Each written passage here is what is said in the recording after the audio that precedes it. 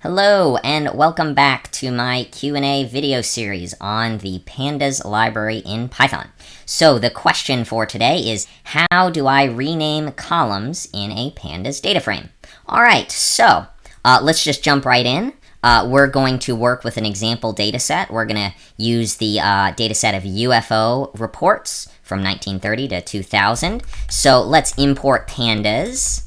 And then we're going to read in this data set from a URL so you can follow along. And we're going to store the results as a data frame. So we'll say UFO equals pd.read.csv, because it's a comma-separated value file. And we'll pass it a bit.ly URL, short link, bit.ly/UFO reports. Okay, so let's run that. It'll just take a second while it downloads the file. And we've now got a data frame called UFO. And let's look at the first 5 rows. And these are just reports of UFO sightings. And let's also look, this is a quick way to look at the column names. But if literally all you want to look at is the column names, you don't have to use the head method. You can just use the columns attribute of a data frame, which is automatic. So UFO.columns, and it will say here is a list. Looks like a list. It's actually an index object, but it's a list of city, colors reported, shape reported, state, and time, which are indeed the column names. So to answer the question, how do I rename columns? Well, let's pretend that I want to rename the colors reported and shape reported columns so that they do not have a space in either of them.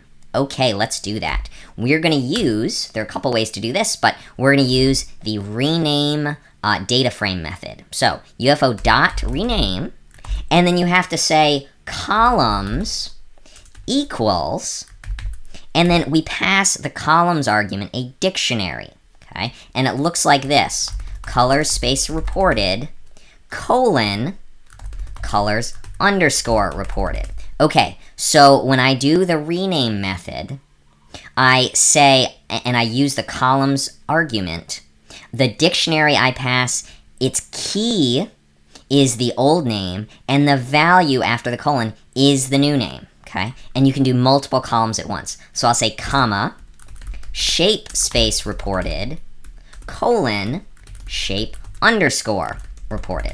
Okay, almost done there.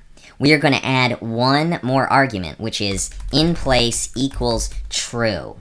And that just means I want this operation to occur in place. I want to affect the underlying data frame. So you run that, okay? And then we can check UFO.columns. It did indeed work. So colors reported and shape reported were renamed. Okay, so that is one method for renaming columns. Let's pick out a different method, okay? And the use case here is, what if I want to replace all of these column names? This UFO.rename would work just fine, but it seems like a lot of typing to specify the old name and the new name. What if I just want to specify the new names, and I'll just put them in order? You can do that. So here's a simpler way for that use case. What we're going to do is create a Python list of strings called UFO calls, okay? So it's a list, regular Python list, and we're just going to say, and let's say we want to make all of the original column names, use all the same ones, but make them all lowercase, okay? So I'm going to say city, colors reported with a space, okay? Shape reported with a space, state, and time, okay? So that's my Python list, okay? Now, what do I do with it? Literally, I just say UFO.columns equals UFO calls. And that overwrites the columns attribute with those 5 strings. So if I now look at, for instance, look at the head again, what we'll see is that I've overwritten all 5 of the column names, right? Looks good. Want to show you another method very similar to this, which is you can actually rename the columns while you are reading in the file, okay? So just to save some typing, I'm just going to copy and paste this below, okay?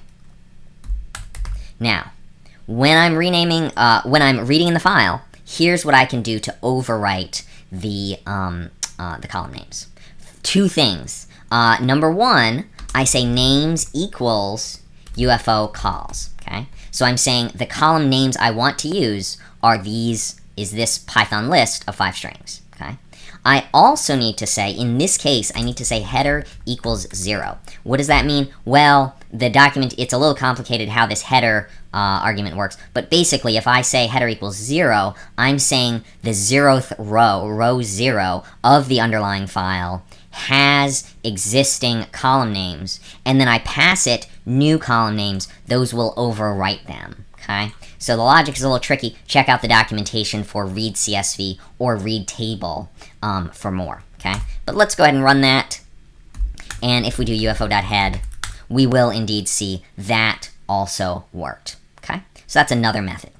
Okay, I will always end these videos with a bonus tip, and here is the bonus tip. Okay, let's pretend you had 100 columns, not 5, and all of them, or some of them at least, had spaces in them, okay? And you wanted to replace all the spaces with underscores. You could use this .rename method and change them, or you could use this method and overwrite the .columns attribute, but both of those seem like a lot of work and a lot of typing. Okay, so the bonus tip here is there is a different method.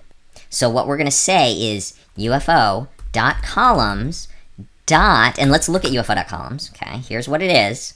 We're going to say UFO.columns equals UFO.columns stir, str, meaning I want a string method, replace, and we're going to pass the replace method.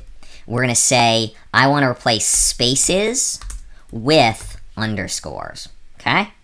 We run that, and now look at UFO.columns.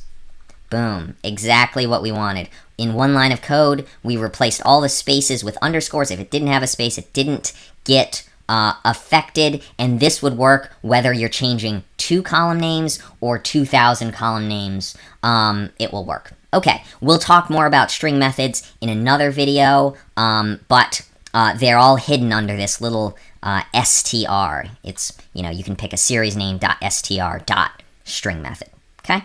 So, that is it for today. Thanks so much for joining me as always. If you want to see more videos like this, please click subscribe and leave a comment below if you have a question about this video or a question about pandas in general. Hopefully I will have a chance to make a video about your question, but if not, I will at least try to answer it in the comments, okay? So thanks so much, and I will see you again soon.